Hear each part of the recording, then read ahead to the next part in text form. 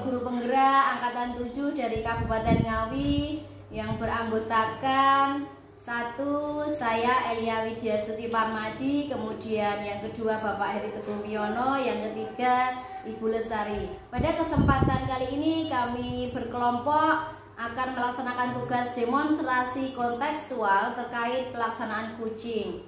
Peran yang pertama, saya Elia Widya Stuti Parmadi sebagai observer, kemudian Bapak Heri berperan sebagai coach dan Ibu Lestari berperan sebagai kucing. Adapun materi yang akan kami bahas pada kesempatan hari ini adalah tentang rendahnya minat baca siswa kelas 7 pada SMP Negeri 2 Karanganyar dan terkait pelaksanaan 5 hari sekolah. Dan nanti untuk video demonstrasi kontekstual akan bisa kita laksanakan dan kita simak bersama-sama pada kesempatan hari ini. Terima kasih. Pak Heri, begini nanti terkait pelaksanaan kucing, nanti saya sebagai observer, kemudian nanti Pak Heri sebagai coach ya. Ya. Oke, sebelumnya kita ngobrol dulu ya Pak Heri. Terkait nanti Pak Heri sebagai coach nanti akan mengangkat materi apa untuk kesempatan ini? Iya Bu, jadi terkait kucing yang akan kita laksanakan, nanti saya atau kita berkolaborasi, Lestari sebagai kucingnya akan mengangkat sebuah tema di mana kucingnya itu mengalami apa yang dirasakan di kelas, yaitu terkait minat membaca siswa yang sangat rendah. Jadi itu tema pada kucing ini. Oh iya. Kemudian begini Pak, terkait pelaksanaan kucing itu kira-kira yang telah Pak Heri persiapkan sebagai coach nanti apa saja? Oke, yang pertama tentu kita menyiapkan poin-poin tertentu di mana itu mengakomodasi penilaian pada kucing. Jadi kita menyediakan sebuah instrumen.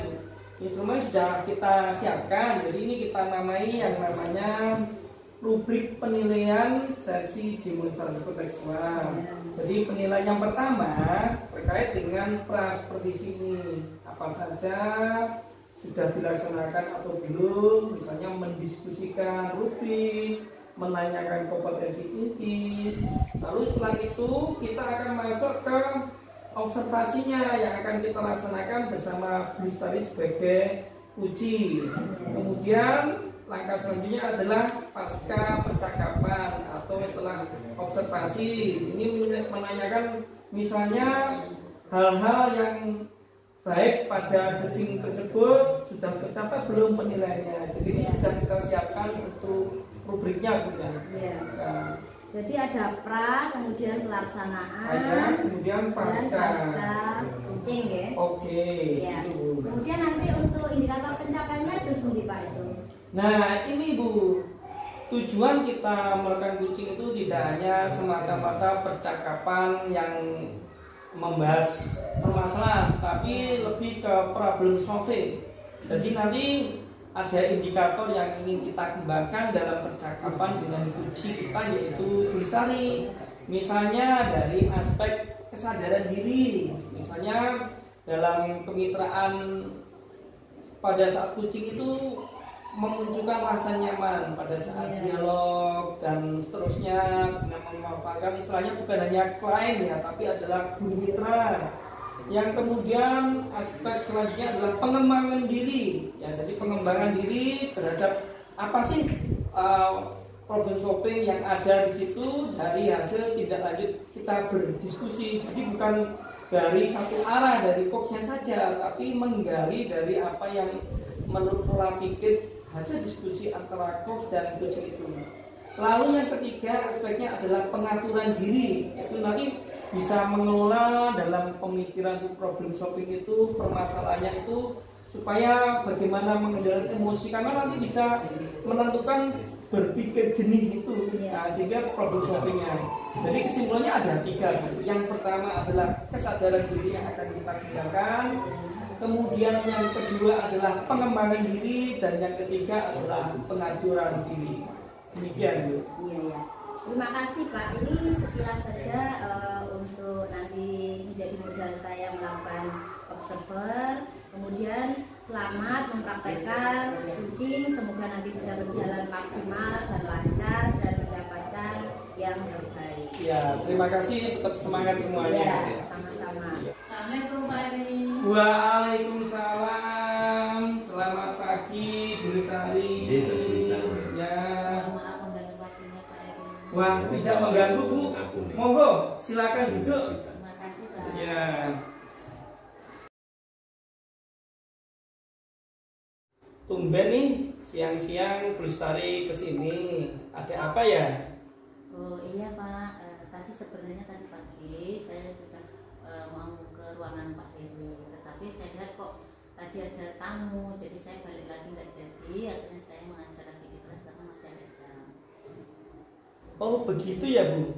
Tadi itu memang ada tamu. Itu loh Bu, pengawas Kecamatan Karanganyar yang menjadi pengawas berprestasi, Pak Agung tadi ngasih pembinaan ke beberapa guru di sekolah kita. Nah, kira-kira ada apa sih Bu kok kesini? Begini Pak, sebenarnya saya mau curhat. Ini ada kendala di kelas kita. Kira-kira kendala yang seperti apa sih Bu?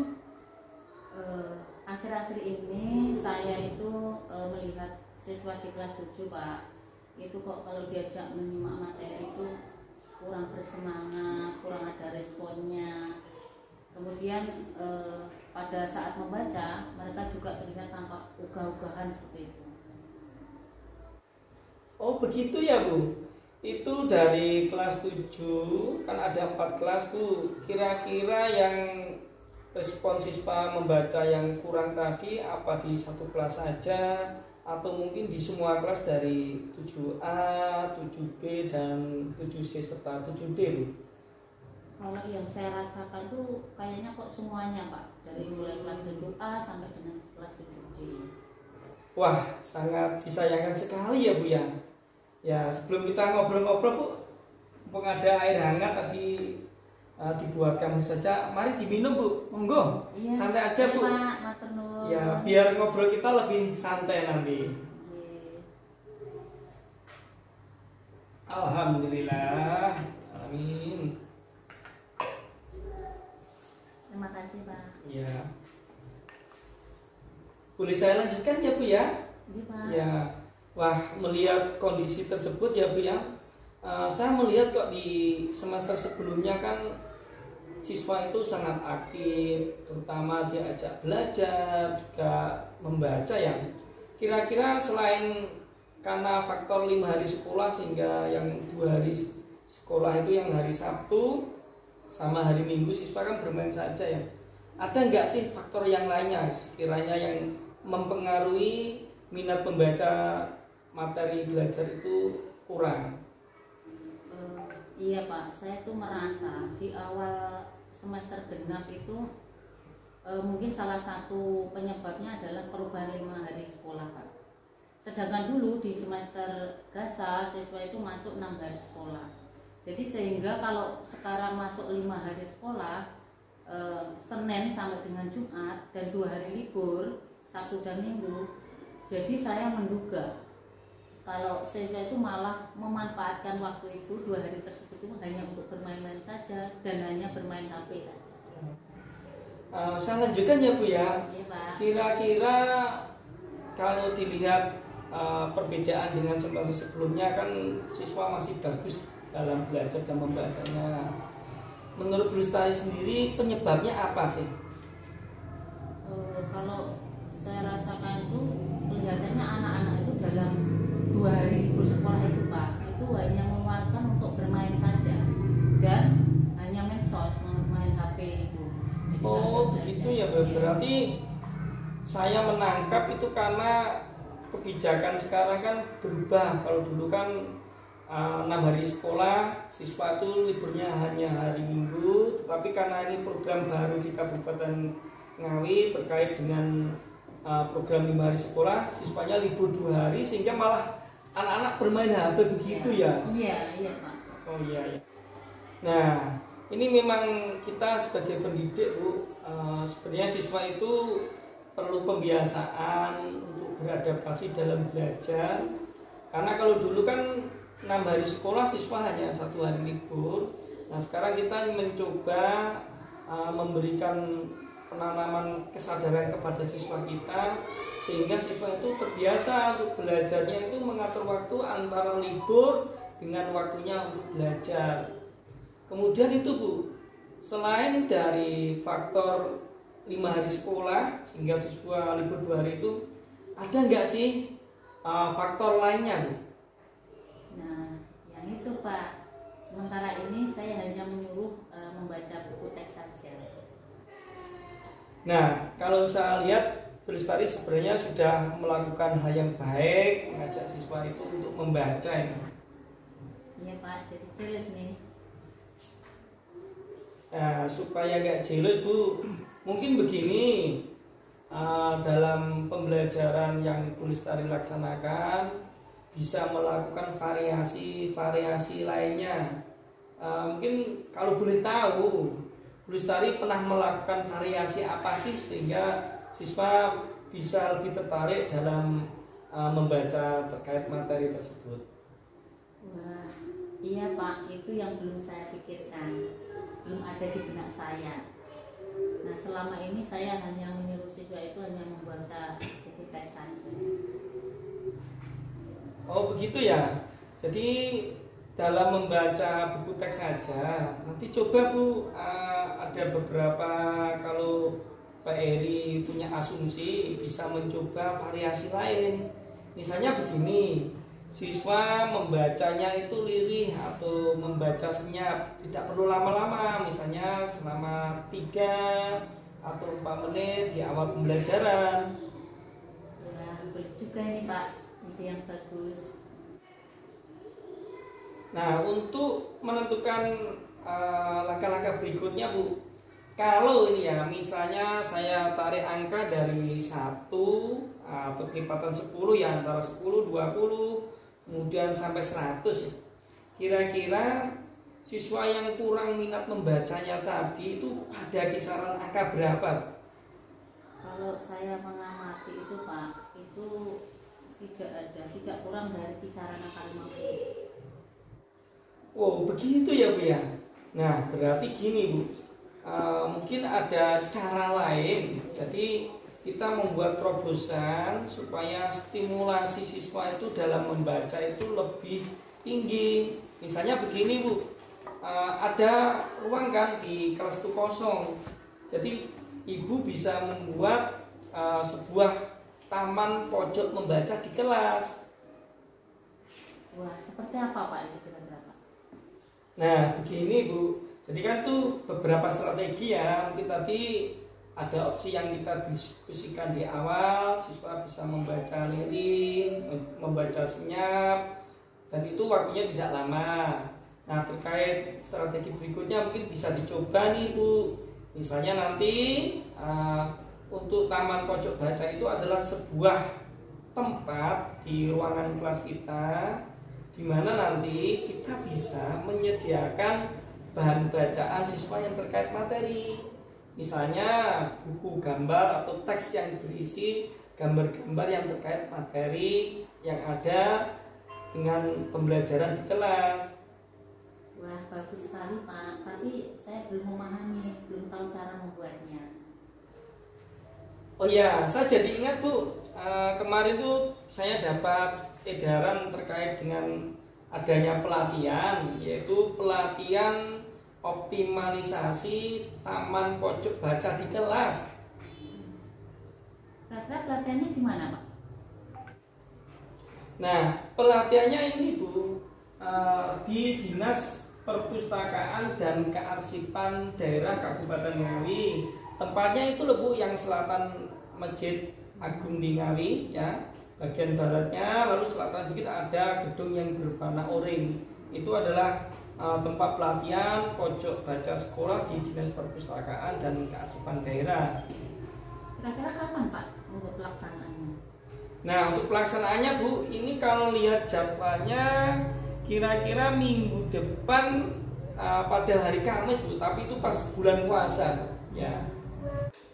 Oh iya Bu, kalau boleh saya tahu Bu, nanti kan kita bisa mencoba cara-cara yang lain yang kira-kira lebih tepat ya. Seingat Bu Lestari melaksanakan kegiatan membaca kepada siswa, pernah nggak sih memberikan umpan balik kepada siswa? Oh iya Pak, ingat saya, masih ingat itu pernah saya itu memberikan coretan tulisan itu kepada murid saya. Oh begitu ya Bu ya, bagus sekali Bu ya. Ini saya juga bisa Bu nanti terkait dengan umpan balik itu variasinya nih kita bisa memberikan stempel seperti ini. Nanti di dalam ini ada umpan balik bagaimana siswa melakukan pembelajaran. Ini ada semile atau ungkapan misalnya baik atau cukup. Nah nanti itu adalah beberapa pilihan lainnya Bu. Iya Pak, insya Allah nanti saya dua-duanya akan ikut Pak. Yang pertama untuk pelatihan, kemudian yang kedua tadi terkait tentang coretan tulisan tadi Pak. Oh begitu ya Bu ya. Baik Bu, nanti biar nanti tidak lupa setelah apa yang direncanakan Bu Lestari terkait dengan solusi minat baca yang rendah tadi, kita bisa ketemu untuk pertemuan selanjutnya ya Bu ya. Siapa? Ya baik itu. Mungkin ada yang ditanyakan lagi? Insya Allah sudah cukup Pak. Oke baik, terima kasih Bu ya. Ini juga akan ada kegiatan untuk persiapan ta'aruf bulan Ramadan bersama beberapa sekolah di SD Karanganyar ini. Nanti kita sambung lagi ya Bu ya. Iya Pak. Ya, terima kasih Terima juga. kasih, Pak. Oke. Pamit dulu. Assalamualaikum. Waalaikumsalam warahmatullahi wabarakatuh.